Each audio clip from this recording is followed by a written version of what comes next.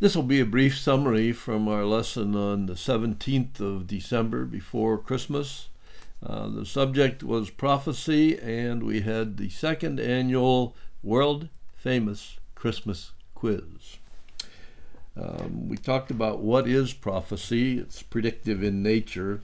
You know, more than a third of the scripture is prophecy. There are roughly 330 predictions about the coming of Jesus Christ, the first coming of Jesus Christ, and there are more than twice that many about the second coming found in the scripture. In Hebrews 1:1 we read this: God, who at various times and in various ways spoke in times past to the fathers by the prophets. Isn't that interesting? At various times and in various ways spoke. So wonder what some of those ways are. Well, we'll get to that. They spoke about their own time, they spoke about the near future, and they spoke about the distant future.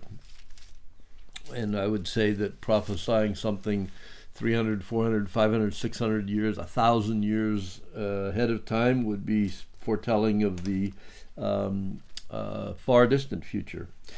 There's predictive prophecy, and they prophesied also as God's spokesman. And why is prophecy important? We talked about that. Well, prophecy is important because it gives us proof that God exists and that He is in control of history. We read this in Isaiah. And who can, this is God speaking through Isaiah, the prophet, and who can proclaim as I do? Then let him declare it and set it in order for me, since I appointed the ancient people and the things that are coming and shall come. That's history. Let them show these to them. Do not fear or be afraid. Have I not told you from that time and declared it? You are my witnesses. Is there a God besides me? Indeed, there is no other rock. I know not one. And in another part of Isaiah, in chapter 46, we read this: For I am God, and there is no other. I am God, and there is none like me, declaring the end from the beginning, and from ancient times things that are not yet done, saying, My counsel shall stand, and I will do my pleasure. Declaring the end from the beginning, and from ancient times things that are not yet done. So prophecy gives us proof that God exists and that He is in control of history. And the biblical tests of the prophet were that they had to be 100% right 100% of the time. Now, I don't know about you, but I can hardly figure out for sure what I'm going to have for dinner and predict it, let alone something a week from now, a month from now, a year from now, hundreds of years from now. In Jeremiah, we read these verses.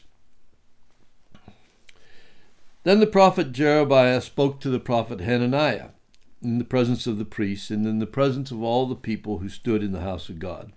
And Jeremiah said, The Lord do so, the Lord perform your words which you have prophesied, to bring back the vessels of the Lord's house and all who were carried away captive from Babylon to this place. Nevertheless, hear now this word that I speak in your hearing, and in the hearing of all the people. The prophets who have been before me and before you told of old prophesied against many countries and great kingdoms, of war and disaster and pestilence. As for the prophet who prophesies of peace, when the word of the prophet comes to pass, the prophet will be known as one whom the Lord has truly sent. So it has to come to pass. In Ezekiel, we read another verse that says, Indeed, you are to them as a very lovely song of one who has a pleasant voice and can play well on an instrument. For they hear your words, but they do not do them. And when this comes to pass, surely it will come, then they will know that a prophet has been among them. So the biblical test of a prophet is that the prophecy would come true. 100% of the time, 100% accurate. There were many kinds of prophets we talked about. There were prophets who wrote, such as Isaiah and Jeremiah. There were prophets who only spoke, and other people wrote. Elisha, Elijah, Nathan. The greatest prophet of all was Jesus Christ. He prophesied, spoke a lot of things, didn't write anything down. Other people wrote it down. There were prophets who acted out. God told them to act out certain things. Isaiah went around barefoot and naked for 3 years as a warning to Israel. Jeremiah wore a yoke around his neck as a warning to Israel that they would go into bondage. Hosea was told to marry a harlot and redeem her.